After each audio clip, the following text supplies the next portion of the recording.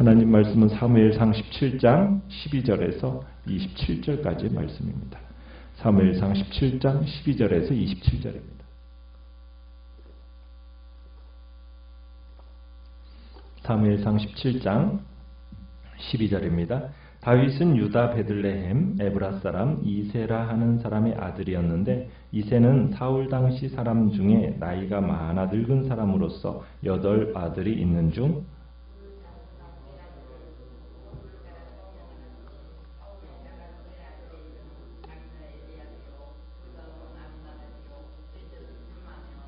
다윗은 막내라. 장성한 3사람은 사울을 따랐고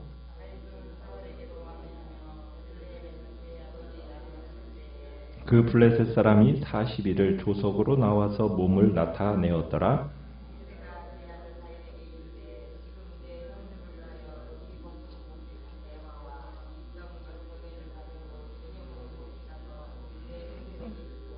이 치즈 10덩이를 가져다가 그들의 천부장에게 주고 내 형들의 안부를 살피고 증표를 가져오라.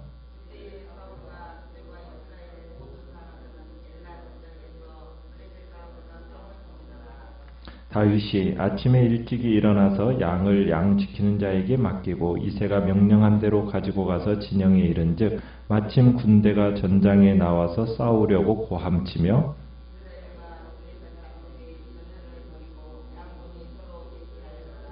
다윗이 자기의 짐을 짐지키는 자의 손에 맡기고 군대로 달려가서 형들에게 문안하고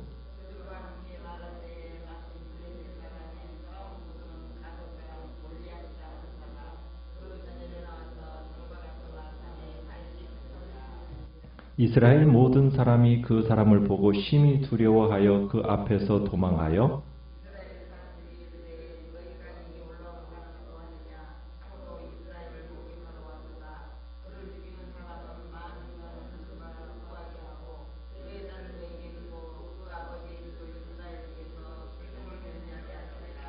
다윗이 곁에 서 있는 사람들에게 말하여 이르되 이 블레셋 사람을 죽여 이스라엘의 치욕을 제거하는 사람에게는 어떠한 대우를 하겠느냐. 이 할례받지 않은 블레셋 사람이 누구이기에 살아계신 하나님의 군대를 모욕하겠느냐. 백성이 전과 같이 말하여 이르되 그를 죽이는 사람에게는 이러이러하게 하시리라 하니라. 아멘. 오늘 말씀의 제목은 믿음의 싸움을 싸우는 이유라는 제목으로 말씀을 나눕니다. 오늘 본문 12절에 보면 다윗은 유다 베들레헴 에브라 사람 이세라고 하는 사람의 8번째 아들이었다라고 소개를 하고 있습니다. 이세는 베들레헴의 유력자였죠. 다윗이 이제 골리앗과의 전투에 나서는 그때는 이미 이세는 이미 늙은 노인이었다 이렇게 이야기하고 있습니다. 이세에게는 아들이 몇 명이었습니까? 8명이었죠. 그 중에 장성한 3 아들은 사울에게 징집이 되어서 블레셋과의 전투에 나갔는데 다윗의 형들 중에 전쟁에 나간 사람의 이름이 누구입니까? 엘리압, 아비나답, 삼마 이렇게 3사람이 나갔습니다. 그에 비해서 다윗은 아직 어려서 전쟁에 나갈 만한 아직 상태가 아니었죠. 막내였기 때문에. 그래서 베들레헴에 남아서 아버지의 양들을 돌보았다라고 얘기합니다. 다윗은 베들레헴에서 엘라 골짜기까지는 약 24km 정도 떨어져 있는 곳인데 그곳까지 왕래하면서 사울의 군대와 함께 있는 형들에게 먹을거리도 전달하고 아버지께 형들의 안부를 이렇게 확인해 드리는 그런 심부름을 했다고 이야기합니다. 자, 이세는 17절에 가보시면은 3 아들을 위해서 보내는 음식들이 있죠.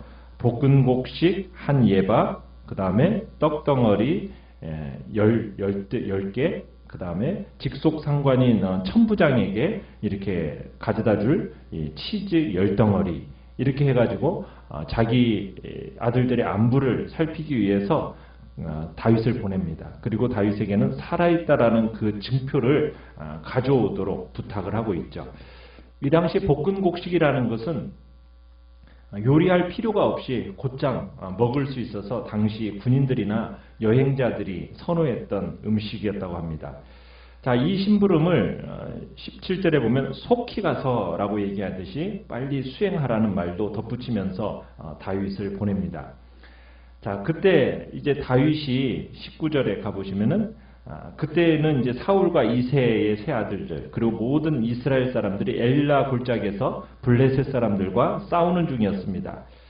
다윗이 이제 아침에 일찍이 20절에 보면 일어나서 양을 양지키는 자에게 맡기고 그 다음에 이새가 명령한 대로 이스라엘 진영에 당도를 했습니다. 자, 그가 진영에 도착했을 때는 어떤 상태였습니까? 마침 군대가 양측 군대가 전장터에 나와서 이제 싸우려고 대치하면서 지금 고함치고 있었어요. 그래서 다윗은 22절에 보면은 자기의 짐을 짐지키는 자의 손에 맡기고 그리고 군대로 달려가서 형들에게 문안하는 말을 주고받고 있을 때 마침 23절에 보면 블레셋 사람의 싸움 도두는 가드 사람 골리앗이 그 전열에서 튀어나와서 전처럼 이스라엘을 모욕하고 사기 꺾는 말들을 쏟아내고 있습니다. 자, 그렇게 골리앗은 얼마 동안 지금 이렇게 이스라엘을 조롱하였다고 얘기합니까? 40일입니다. 40일. 40일 동안 아침 저녁으로 진에 나와서 이스라엘을 조롱을 했어요. 사울은 이 골리앗을 이기는 자에게 어떻게 하겠다라고 약속을 하고 있습니까? 25절에 보니까 사위로 삼는다고 얘기했고 뿐만 아니라 많은 재물도 주고 그의 아비의 집의 모든 세금도 감면해 주겠다고 이 세 가지 포상을 약속했습니다. 자, 그런데 사울이 이 내건 이 상을 받으려고 노력하는 사람이 있었어요, 없었어요? 아무도 없었어요. 오히려 24절에 보면 골리앗이 나타나기만 하면 혼비백산해가지고 도망치기 일쑤였습니다. 왜 그랬겠어요? 목숨이 두려워서 아무런 행동도 취할 수가 없었다라는 거죠. 자, 골리앗도 이스라엘을 조롱하는 것을 이스라엘 백성과 똑같이 다윗도 똑같이 들었습니다. 이 골리앗이 조롱하는 것을. 그런데 이 골리앗이라는 적장이 나오기만 하면 막 혼비백산해서 도망가는 이스라엘의 군의 모습을 또 다윗이 보면서 그들의 행동을 이 다윗이 이해할 수 없다는 듯이 말을 합니다. 26절에 가보면은 26절 끝에 이렇게 표현하고 있어요. 이 할례받지 않은 블레셋 사람이 누구이기에 살아계시는 하나님의 군대를 모욕하겠느냐. 다윗이 지금 이렇게 분노하면서 이야기할 수 있었던 근거는 어디에 있었느냐? 전쟁은 여호와께 속했다라는 다윗의 믿음에 있었습니다. 다윗의 신조에 의하면은 살아계신 하나님의 군대에 대해서 망언하는 이 블레셋의 군대, 이 블레셋 사람은 아무런 문제가 될 수 없다라고 생각을 한 거예요. 다윗은 오히려 겁에 질려서 이렇게 도망치는 이스라엘에게 문제가 있다, 이런 인식을 하고 있는 겁니다. 자신의 관점에서 이런 상황을 판단해 보니까 이 골리앗의 문제는 군사적인 문제가 아니라는 거예요. 신학적인 문제라는 거죠. 지금 골리앗은 여호와가 어떤 분이신지도 모르고 그분의 군대를 빈정대고 멸시한다? 살아계신 하나님을 모욕하는 행위를 하는 거죠. 이런 짓을 하는 자는 용납할 수 없다라는 것이 다윗의 결론이었던 겁니다. 그래서 이 할례받지 않은 블레셋 사람이 누구이기에 살아계신 하나님의 군대를 모욕하겠는가? 다윗의 주장처럼 이 골리앗이 신학적인 문제라면 이 위협을 해결할 수 있는 것도 신학적인 처방을 내리면 되는 거예요. 사울과 이스라엘 군대에게 이 골리앗은 군사적인 위협이었지 신학적인 문제로 보지 못했습니다. 그래서 해결책을 찾을 수가 없었던 거예요. 이러한 골리앗의 언사에 대해서 다윗은 분노합니다.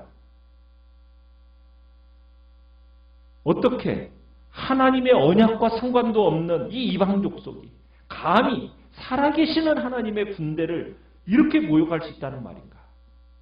이 골리앗의 언사에서 다윗이 꿰뚫어 보는 것은 결코 골리앗이 모욕당할 수 없는 하나님을 모욕하고 있다라는 것을 지금 얘기하고 있는 겁니다. 그러니까 골리앗 사건의 이 핵심 문제는 어디 있느냐? 결국 하나님에 대한 모욕이었다는 점을 지금 확인시켜주고 있는 거예요. 지금 골리앗이 누구를 모욕하고 있는 거예요? 하나님을 모욕하고 있다라는 그 인식이 다윗에게 있어 중요한 시각이었다라는 겁니다. 다윗은 이 싸움을 하나님과의 싸움으로 이해한 거예요. 지금 골리앗은 누구를 모독하는 거라고요? 하나님을 모독하는 거라고. 그러니까 골리앗이 하나님을 모독함으로써 사실은 이스라엘의 군대가 아니라 지금 하나님께 싸움을 걸고 있다라고 지금 다윗은 인식한 겁니다. 그래서 이 싸움은 골리앗과 이스라엘의 싸움이 아니라 골리앗과 누구와의 싸움이 되는 거예요? 하나님과의 싸움이 되어버린 거예요. 그러니까 이 싸움이 골리앗과 하나님의 싸움이라면 누가 이 싸움에서 이길 겁니까? 그렇죠. 이미 결정되어 버린 싸움이라는 거예요. 왜? 만군의 하나님, 그 살아계신 하나님과 싸워서 이길 자가 누구냐는 거예요. 이 확신이 다윗에게 있었어요. 그래서 다윗으로 하여금 주위에 아무도 납득하지 못할 이 행동을 담대하게 하는 원동력이 되었던 겁니다. 그리고 다윗이 이런 용기를 가질 수 있었던 이유는 뭐예요? 그 만군의 하나님, 살아계시는 하나님이 나와 함께 하신다라는 그 확신이, 나를 도우신다라는 확신이 있었기 때문에 이런 담대함이 다윗에게는 있었던 겁니다. 천지의 주관자이신 하나님, 그 하나님께서 자신과 함께 하신다는 이 확신이 다윗을 담대하게 만들었던 거죠. 비록 자신은 어리고 연약한 다윗이었지만 하나님이 함께 하신다라는 이 확신이 그를 골리앗보다도 더 담대하고 용감한 용사로 만들어 주었다는 겁니다. 이런 사실은 참으로 우리로 하여금 하나님의 도움을 확신하면은 우리가 어떤 상황 속에서도 담대할 수 있다라는 것을 우리에게 가르쳐 주는 거죠. 우리에게 하나님의 도움에 대한 확신이 있다면 우리는 이 새 힘을 얻게 될 겁니다. 그러면 우리의 마음속에 있는 두려움도 다 사라지게 되는 거죠. 여러분의 인생길을 걸어갈 때 하나님의 도우심을 확신한다면 언제나 든든하고 두려울 게 없어지는 겁니다. 이 능력에 하나님에게서 오는 도움, 확신하며 살아가시기를 간절히 바랍니다. 여러분의 진정한 도움은 오직 여호와 하나님이십니다. 우리의 인생길에 골리앗과 같은 큰 문제가 우리에게 발생하고 때로는 인생길이 어둡게 느껴지고 우리의 대적을 노리는 그런 상황이 있다 할지라도 그 세상의 것에 우리가 두렵지 않고 담대하게 살아갈 수 있는 이유는 하나님이 우리와 함께 하시고 그 하나님이 천지의 주관자시요 모든 만물의 주관자이심을 믿는 믿음을 가지고 하나님의 도우심을 바란다면 우리는 이 땅에서 두려움 없이 담대하게 살 수 있는 것이란 얘기입니다. 오늘날 사람들이 분노합니다. 분노하는 이유가 무엇입니까? 많은 그리스도인들조차도 분노하면서 하루를 보내는데 그 분노의 원인들을 깊이 파고 들어가 보면 사실 하나님의 이름보다는 자신의 이름이 모욕당했기 때문에 도리어 분노하는 경우가 많습니다. 그러나 우리는 나 자신에게만 시선이 머무는 것이 아니라 살아계신 하나님께로 우리의 눈이 돌려져서 정말 하나님의 이름이 모욕당하는 것, 그것을 나의 치욕으로 여기고 분노로 여기는 것이 우리 믿는 자의 또 살아가야 할 삶임을 오늘 다윗의 모습을 통하여 보게 되는 것입니다. 주님의 이름이 거룩히 여김을 받으시도록 정말 믿음의 싸움을 싸우는 다윗과 같은 사람이 되게 해달라고 또한 우리가 주님 앞에 기도하며 나아가시길 바랍니다. 오늘 말씀을 생각하면서 기도하시고요. 연약한 우리의 지체들을 위해서 기도해 주시며 오늘 수요 예배를 통해서도 하나님의 은혜가 있도록 또 이번 주일부터 있는 평신도 또 교육 훈련을 통해서도 하나님의 놀라운 능력의 역사가 드러나고 또 강사들에게도 풍성함의 역사들로 덧입혀달라고 시간 주여 우리 세 번 부르짖으면서 합심해서 기도합니다. 합심